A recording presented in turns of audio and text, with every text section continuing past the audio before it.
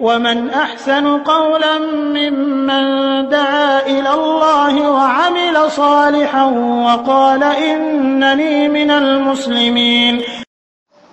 আসসালামু আলাইকুম ওয়া রাহমাতুল্লাহি ওয়া বারাকাতুহু। আমাদের একজন ভাই প্রশ্ন করেছেন যে একজন মহিলা স্বামী মারা গেছেন, তো স্বাভাবিকভাবে তিনি 4 মাস 10 দিন ইদ্যত পালন করবেন।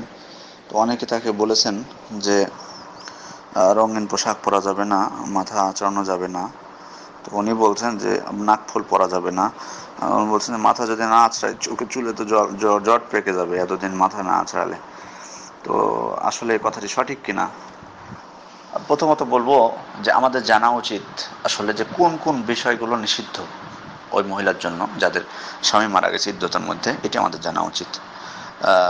তিরমিজির 1204 নম্বর হাদিস বা আবু দাউদের 2300 নম্বর হাদিসে আল্লাহ রসুল বলেছিলেন, যার স্বামী মারা গেছিলেন এক মহিলাকে, তাকে বলেছিলেন উমকুসি ফি বাইতিকি হাত্তা ইয়াবলুগাল কিতাবু আজালা, অর্থাৎ তোমার যে ইদ্যতের সময় এটা শেষ হওয়া পর্যন্ত তুমি তোমার বাড়িতেই থাকো, সেজন্য প্রথম যেটা হচ্ছে নিষেধ সেটা হলো বাড়িতে অবস্থান করতে হবে, বাড়ি থেকে বের হওয়া যাবে না।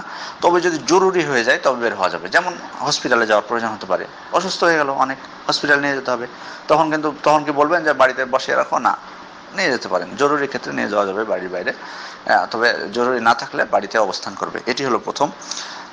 দ্বিতীয়, এটি আর অন্যান্য যেগুলো আছে আরও 4টি বিষয়, সেগুলো বুখারীর 5341 এবং মুসলিমের 938 নম্বর হাদিসে এসেছে।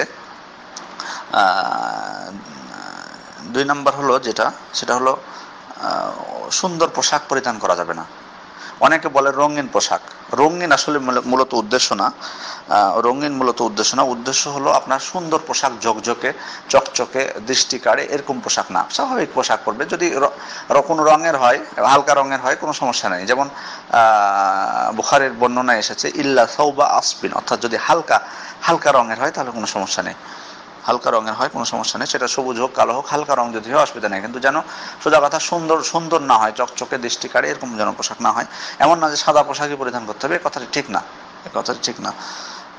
এটি হলো 2 নম্বর। 3 নম্বর হলো আপনার যে কোনো প্রকার অলংকার, সেটা স্বর্ণ রৌপ্য বা মতির হোক বা যে কোনো অলংকার থেকে এড়িয়ে চলতে হবে।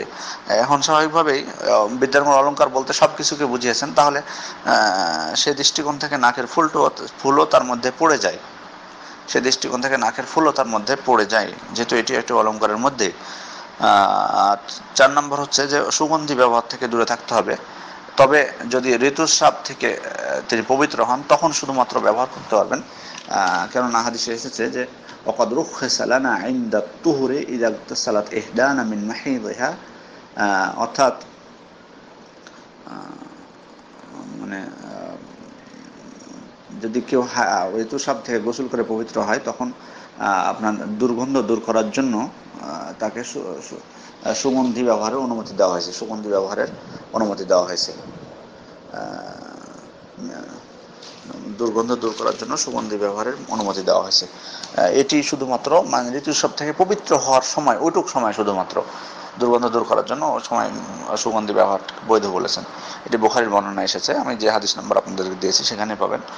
আর 5ম নাম্বার হলো যে সুরমা ব্যবহার করা যাবে না। তো আসলে এখানে মানে বিদ্যাঙ্গর বলছেন যে শুধু সুরমা উদ্দেশ্য শুধু এখানে সুরমা না, বরং এখানে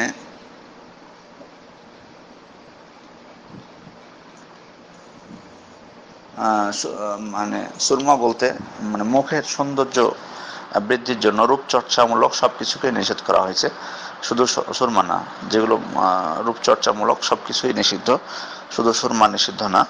তবে এমনটি না যে সাবান দিয়ে মুখ ধুতে পারবে না, সাবান দিয়ে মুখ ধুতে পারবে, এতে কোনো বাধা নেই, সাবান দিয়ে মুখ ধুতে কোনো বাধা নেই, কিন্তু এছাড়া সাবান ছাড়া অন্যান্য যেগুলো রূপচর্চামূলক জিনিস সেগুলো থেকে বিরত থাকবেন, এটি তার জন্য উত্তম এবং নিরাপদ।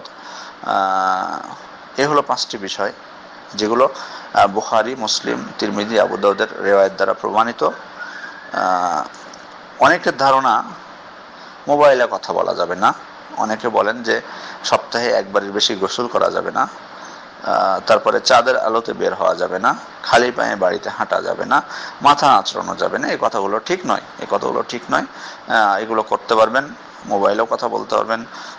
তারপরে গোসল যদি সপ্তাহে একবার কেন, উনি যদি দিনে 7 বার করেন তাও কোনো সমস্যা নেই।